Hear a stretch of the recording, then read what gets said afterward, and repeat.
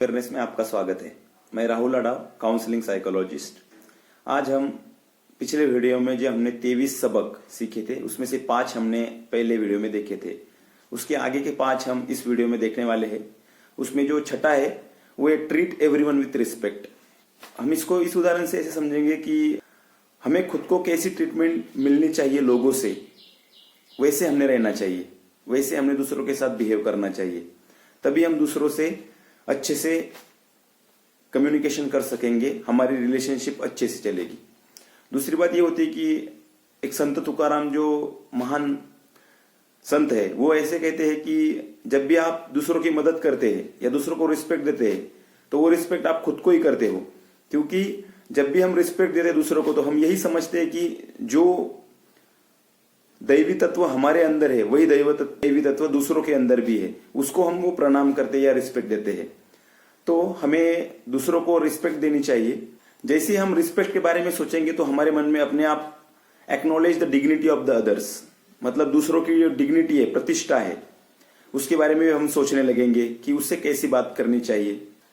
Respect के साथ में आ जाता है कि ये प्रॉब्लम देखी जाती है कि बुजुर्ग बताते हैं और उनसे जो छोटे लोग हैं वो सुनते ही नहीं है। तो जब हम रिस्पेक्ट करेंगे तो एक्टिव लिसनिंग ये भी उसमें आ जाएगी, अपने आप ही एक्टिव लिसनिंग ये होते जाएगी आपसे। रिस्पेक्ट ये जो तत्व है इससे हमें माइंडफुलनेस का एक अनुभव होता है और दूसरों की फीलिंग्स हम इजी से समझ सकते हैं। रिस्पेक्ट के साथ में एम्पैथी भी अपने आप ही आ जाती है। एम्पैथी मतलब ऐसा होता है कि हम दूसरों की जगह पे खड़े होकर सोचना। तो हम बहुत बार कुछ ऐसे लोग देखते हैं जिनको हम आदर्श मानते हैं। वो लोग हमेशा उनका सोचना, बोलना और उनका तर्क वितर्क ऐसा होता है कि वो हर जगह पे सोच के ही बोलते हैं। जैसे कि संत तुकाराम महाराज के अगर उनका जो संत साहित्य है उसके बारे में बात करेंगे तो उसमें हम ये देखते हैं कि उन्होंने हर एक कैरेक्टर में जाके अपनी जो संत साहित्य है वो लिखा है। रिस्पेक्ट में हम ये भी देखते हैं कि हम बहुत सारे लोगों का अनुकरण करते हैं समाज में और देखते हैं कि जो रिस्पेक्ट के साथ बात करते हैं तो उनकी जो लैंग्वेज होती है, टोन होता है, वॉइस होता है बोलने का दूसरों के साथ, वो इतना सौम्य और आह्लाददायक होता है जिससे दूसरों को एक शांति की अनुभूति होती है। बहुत बार हम ये भी देखते हैं कि बहुत सारे संत लोग जो होते हैं, टीवी पे हम प्रोग्राम देखते हैं तो वो बहुत अच्छे से बोलते हैं, धीरे से बोलते हैं, तो हमें वो चैनल बहुत अच्छे लगते हैं और वो उन संतों को हम फॉलो भी करते हैं। तो रिस्पेक्ट के साथ ये जो वर्ड है इसके साथ में ये सारे सब डोमेन्स है, मतलब उसके उप प्रकार है। जैसे अच्छे से बात करना, रिस्पेक्टफुली बात करना, ये उसके डोमेन्स है। उसके बाद respect the boundaries of others, मतलब हम जो बाउंड्रीज इस तरह से बोलेंगे कि बहुत सारे लोग उनके बोलने का तरीका ऐसा होता है वो सौम्य तरीके से आह्लाददायक ही बात करते हैं, पर कभी कभी ऑर्गेनाइजेशनल प्लेसेस में ऐसा देखा जाता है कि जो लोग सौम्य तरीके से बात करते हैं, अच्छे से बात करते हैं, बहुत बार दूसरे लोग ये बोलते हैं कि ये कितना ऐसा बोलता है, गुस्सा क्यों नहीं करता है दूसरों के ऊपर और सबके साथ अच्छे से बात करता है। तो ये उसका खुद का अनुकरण है। ये रिस्पेक्ट्स, उसके बाद में एक्टिव लिसनिंग, ये हमारे बचपन से आता है। जो बचपन की पेरेंटिंग स्किल है, हमारे माँ बाप के जो सिखाए हुए गुण है, इसका वो प्रदर्शन होता है। उसके साथ में respect the boundaries of other में इसमें यह भी आ जाता है कि हमने कभी भी दूसरों की पर्सनल इंफॉर्मेशन दूसरों के साथ शेयर नहीं करनी चाहिए और शेयर करने के पहले उनसे परमिशन लेनी चाहिए। हमें निगेटिव कन्वर्सेशन से बचना चाहिए, रादर देन हमें सॉल्यूशंस पे ज्यादा बात करनी चाहिए। बहुत बार हम ऐसा देखते हैं कि निगेटिव जो घटक है उसके बारे में ही बहुत सारे लोग जो कमेंट करते हुए दिखते हैं, बट सॉल्यूशन के बारे में कम लोग बोलते हैं। तो हमें सॉल्यूशन की ओर खड़ा रहना है या निगेटिव गॉसिपिंग की ओर, ये आपके हाथ में है। साथ में ये भी एक घटक आ जाता है कि रिस्पेक्ट से हम ये सीखते हैं कि दूसरे लोग कैसे बिहेव करते हैं हमारे साथ। हमें दूसरे लोग रिस्पेक्ट देते हैं तो उनका बिहेवियर भी हमें नोटिस होता है और हम दूसरों को रिस्पेक्ट देते हैं तो उनको भी हमारा बिहेवियर नोटिस होता है। इससे इट रेसिप्रोकल मैकेनिज्म इसको हम बोलेंगे कि हम सीखते रहते हैं एक दूसरे से कि कैसे बात करनी चाहिए, रिस्पेक्ट कैसी देनी चाहिए। ये रिस्पेक्ट से ही हमारे मन में एक काइंडनेस की भावना दूसरों की ओर आ जाती है और ये काइंडनेस सबसे पहले हमारे खुद के लिए एक मेडिसिन की तरह काम करता है। जब हम डिफिकल्ट सिचुएशन में होते हैं तो ये काइंडनेस हमारे लिए अच्छे से काम करता है।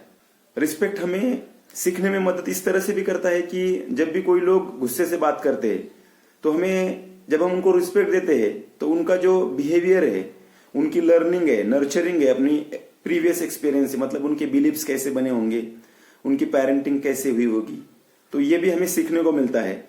तो इसके साथ में हमें कीन ऑब्जर्वेशंस, ये टेक्निक है, ये भी आ जाती है रिस्पेक्ट के साथ में, कि हम दूसरों की जगह पे खड़े होके सोच सकते हैं कि इसके साथ क्या हुआ होगा, इसके प्रीवियस एक्सपीरियंस क्या है।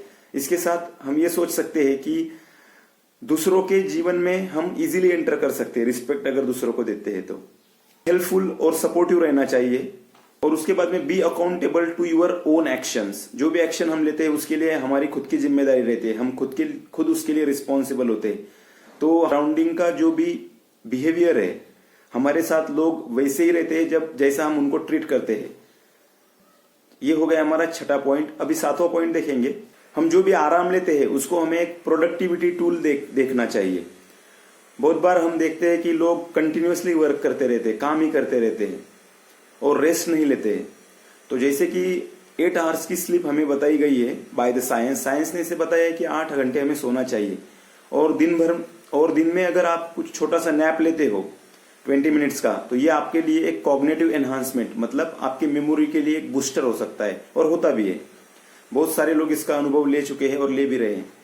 तो प्रोडक्ट जो हम रेस्ट लेते हैं, ये एक प्रोडक्टिव टूल है, ताकि हमारे ब्रेन को रेस्ट मिलती है और नए ऊर्जा के साथ दूसरा काम करने की प्रेरणा हमारे मन से ही जागृत होती है, और उसके लिए एक अनुकूल वातावरण हमारे मन में बनता है।